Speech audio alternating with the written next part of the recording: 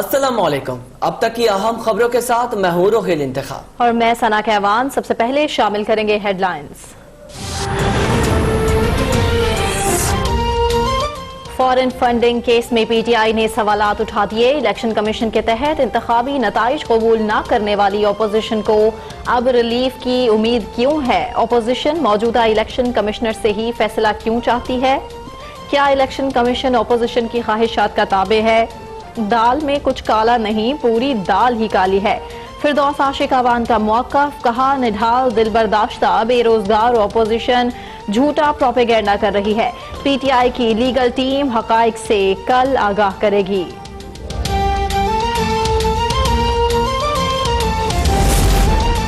PTI ने 23 bank accounts के जरिए डाका डाला। कौम जानना चाहती है कि लाखों डॉलर्स कहां से गए। लीगी रहनुमा एहसन इकबाल का रद्द अमल, बोले अब पता चला दूसरों को चोर कहने वाले इमरान खान क्यों तलाशी से घबरा रहे गए।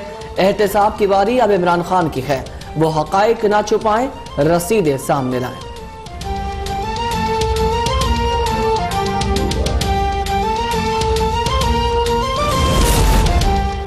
जमानत के बाद नवाज शरीफ की पहली रुनुमाई देखकर अवाम हैरान। बीमार नवाज शरीफ की बैरून मुल्क इलाज की कोई तस्वीर सामने नहीं आई। फिरदौस आशिक अवान का सवाल, अपोजिशन के पास बेचने को कुछ नहीं, इसलिए वजीर आजम के किरदार कुशी की जा रही है। तहरीक इंसाफ की कोर कमेटी का पंजाब में इंतजामी अमूर पर तहफ्फुजात का इजहार। इंतजामी सतह पर जल्द अहम तब्दीलियों का इम्कान।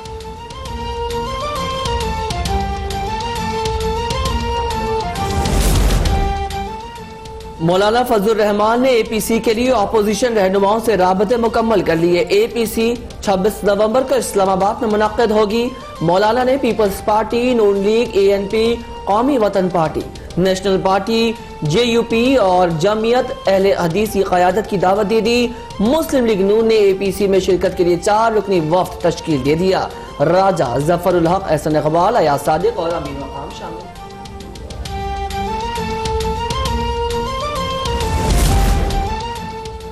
सीपैक पर अमरीकी नायब वजीर खारजा का बयान मुस्तरद। सीपैक गेम चेंजर है और मुआशी तरक्की के लिए जरूरी।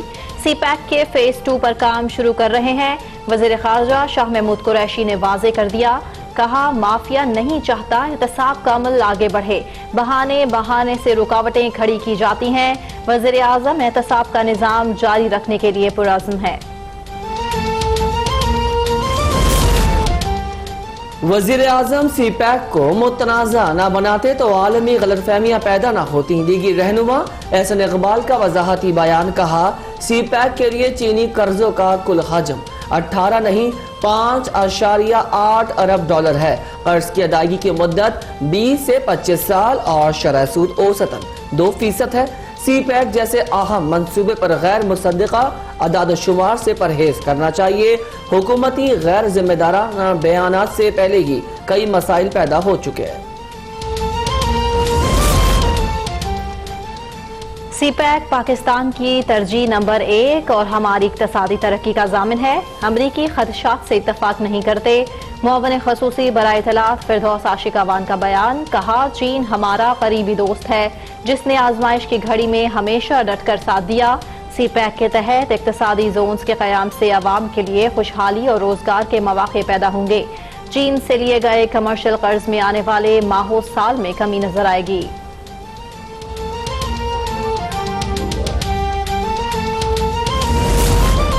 हुकूमत की 15 माह की कारकर्दगी खोदा पहाड़ निकला चूहा के मुतरादिफ है। हुकूमत अपने लाने वालों पर बोझ बन गई है। अमीर जमात इस्लामी सिराजुल हक की लाहौर में मीडिया से गुफ्तगू, कहा नवाज शरीफ की बीमारी पर वज़रा के तबसरे मुहज़्ज़ब नहीं।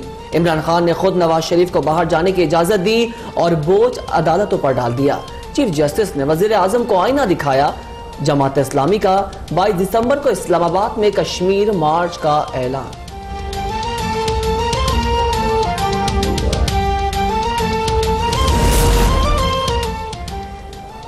पीटीआई कोर कमेटी के इजलास में नॉर्वे में कुरान पाक की बेहुरमती की कोशिश की शदीद मजम्मत। मामला ओआईसी और यूरोपीय यूनियन में उठाने का फैसला। कोयटा में वाक़े के खिलाफ मजलिस वहदतुल मुस्लिमीन का एहतजाज। अलामा हाशिम मूसवी का हुकूमत से मुस्लिम ममालिक की कॉन्फ्रेंस बुलाने का मुतालबा।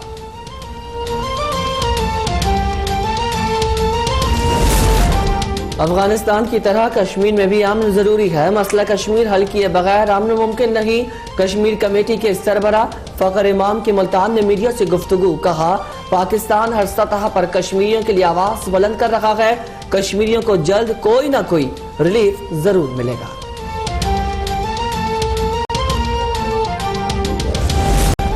मुल्क में महंगाई के डेरे, सस्ते बाजारों में भी कुछ सस्ता नहीं रहा।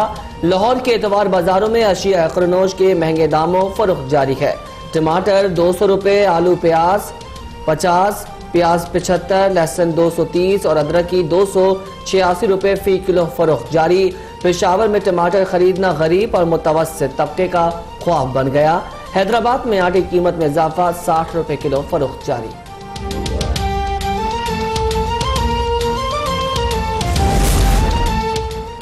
सरगोधा में शादी से एक रोज कबल फूला बीबी के कत्ल में मुलविस 3 मुल्जिमान गिरफ्तार। झंग में 1 हफ्ते कबल 9 साला शाजिया को कत्ल करने वाला मुल्जिम गिरफ्तार।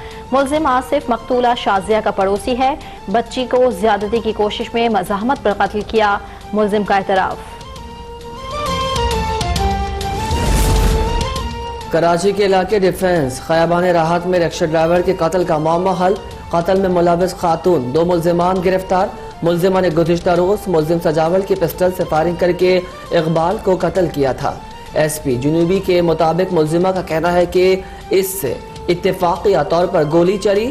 मुल्जिम सजावल का पिस्टल बरामद कर लिया गया।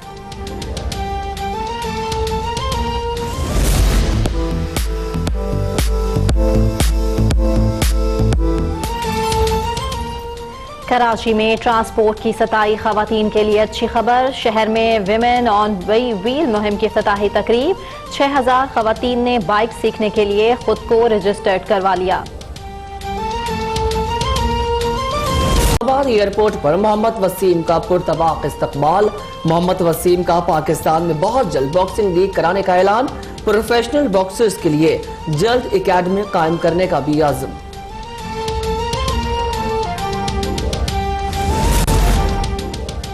इस्लामाबाद में 13वीं chief of the naval staff amateur golf championship इख्तिताम पजीर। गार्डन सिटी गोल्फ क्लब के अली बंगश ने चैंपियनशिप अपने नाम कर ली।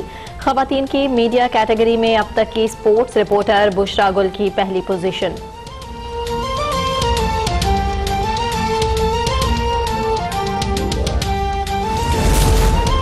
आजाद कश्मीर और गिलगित बल्तिस्तान में बर्फबारी। वादी अलीपा को मिलाने वाली सड़क पर सफेद गालों के अंबार। कलाम में दर्जा हरारत -2, बगरोट में -1 डिग्री रिकॉर्ड। इस्लामाबाद और बलाई खैबर पख्तूनख्वा में मजीद बारिश की पेशगोई। कराची में सर्द हवाओं की शिद्दत में इजाफा।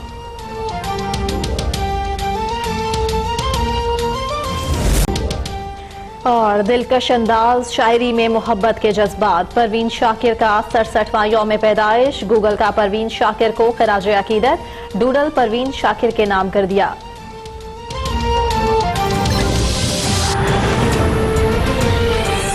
बुलेटिन का आगाज इस अहम खबर के साथ करेंगे। मुआवन खसूस इतलात फिरदौस आशिकावान कहती हैं कि OIC इजलास में पाकिस्तान की नुमाइंदगी करते हुए नॉर्वे वाक़े के खिलाफ करारदाद पेश की जाएगी। फॉरेन फंडिंग केस के सिलसिले में PTI इलेक्शन कमीशन में तमाम सवालात के जवाब जमा करा चुकी है। इलेक्शन कमीशन में फॉरेन फंडिंग केस से मुताल्लिक दीगर जमातों का मामला भी देखा जाए। इस्लामाबाद से मुर्तज़ा एक रिपोर्ट देखिए।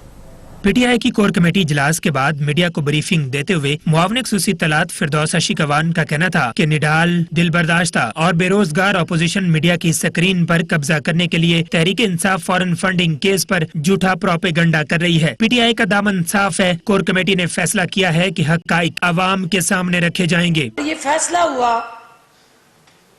कि इस केस को जिस अंदाज से इलेक्शन कमीशन में अपोजिशन की क़यादत जो है वो अवाम को गुमराह करने के लिए इस्तेमाल कर रही है, असल हक़ाइक़ मीडिया के जरिए अवाम के सामने लाए जाएं। फिरदौस आशिकावान का कहना था कि चीफ इलेक्शन कमिश्नर की निगरानी में हुए इंतखाबात को अपोजिशन ने तस्लीम नहीं किया था। फॉरेन फंडिंग केस में हिज़्ब इख्तिलाफ को कैसे यकीन है कि अब इलेक्शन कमिश्नर ठीक फैसला करेंगे। इस इलेक्शन कमीशन के ज़ेरे निगरानी हुआ, अगर वो इनको कबूल है तो उस पे मोहर लगा देंगे फेयर एंड फ्री इलेक्शन था। फिर ये पूछ लें कि एकदम से ये उनको कैसे यकीन हो गया कि अब अगला फैसला इलेक्शन के बाद ये इलेक्शन कमिश्नर जो है वो ठीक कर देंगे। मुआवनक खसूसी तलात का मजीद कहना था कि कोर कमेटी ने फैसला किया कि नॉर्वे में कुरान पाक की बेहुरमती पर पाकिस्तान OIC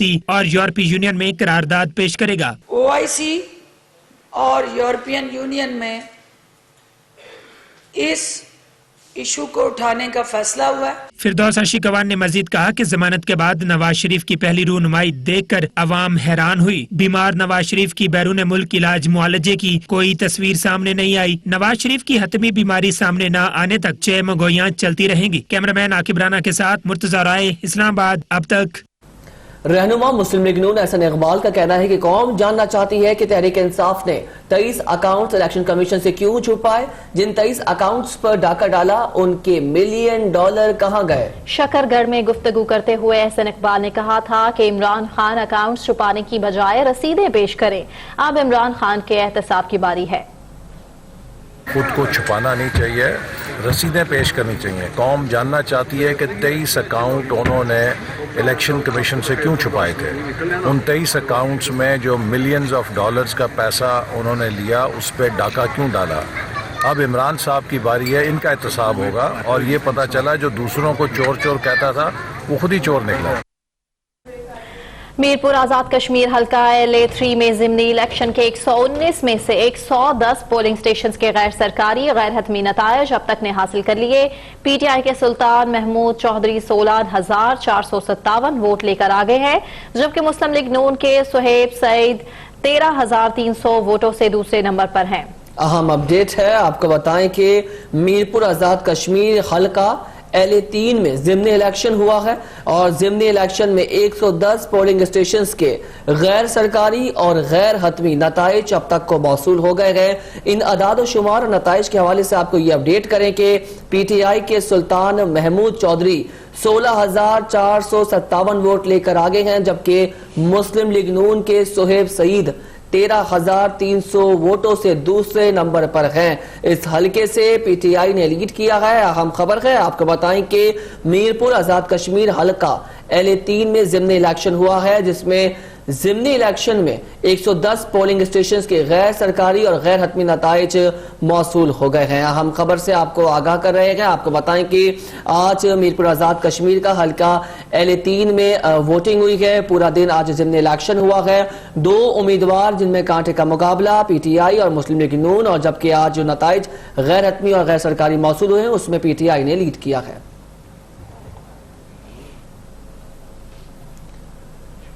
आगे बढ़े और अब आपको बताएं कि वजीर खारजा शाह महमूद कुरैशी ने कहा है कि CPAC के हवाले से अमेरिका के तहफ़्फ़ुज़ात से मुत्तफ़िक नहीं है। CPAC के मंसूबे जारी रहेंगे और इसको मजीद वसाअत दी जाएगी।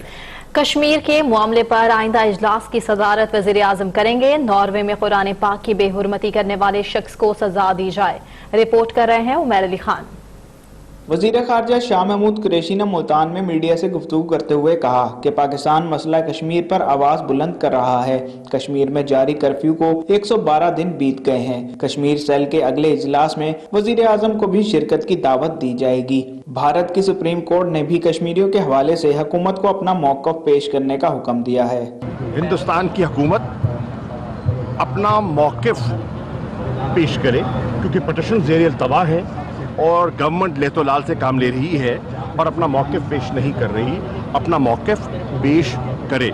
शाह महमूद कुरैशी का कहना था कि नॉर्वे में होने वाले वाक़ये पर अपने सफ़ीर से राब्ता किया है। मुतालबा है कि गुस्ताख को सख्त सजा दी जाए और इलियास को रिहा किया जाए।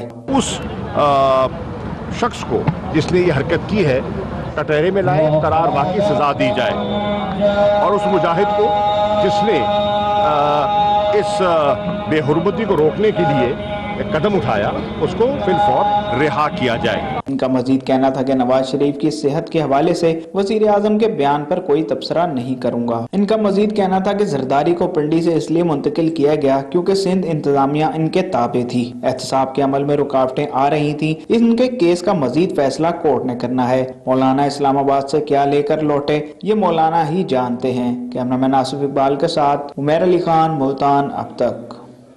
दूसरी जानिब लीगी रहनुमा असद इकबाल ने कहा कि सी पैक जैसे अहम मंसूबे पर गैर मुसद्दिका आदाद शुमार से परहेज करना चाहिए। हुकूमती गैर जिम्मेदाराना बयानात से पहले ही कई मसाइल पैदा हो चुके हैं। सी पैक मनसूबों के लिए चीनी कर्जों का कुल हजम 18 अरब डॉलर नहीं तकरीबन 5.8 अरब डॉलर है। लीगी रहनुमा असद इकबाल ने वजीर मनसूबाबंदी असद उमर की सी पैक से मुतालिक अदाद शुमार की तस्सीह करते हुए कहा कि सी पैक मनसूबे पर PTI हुकूमत के गैर जिम्मेदाराना बयानात से पहले ही कई मसाइल पैदा हो चुके हैं। इमरान नियाजी और उनकी काबीना के अरकान से सी पैक मनसूबे को मुतनाज़ा ना बनाएं तो आलमी गलतफहमियां पैदा ना होती। सी पैक मनसूबों के लिए चीन के कर्जों का कुल हजम 18 अरब डॉलर नहीं बल्कि 5 अरब 80 करोड़ डॉलर है। इस कर्ज की अदायगी की मुद्दत 20 से 25 साल और शरह सूद औसतन 2% है।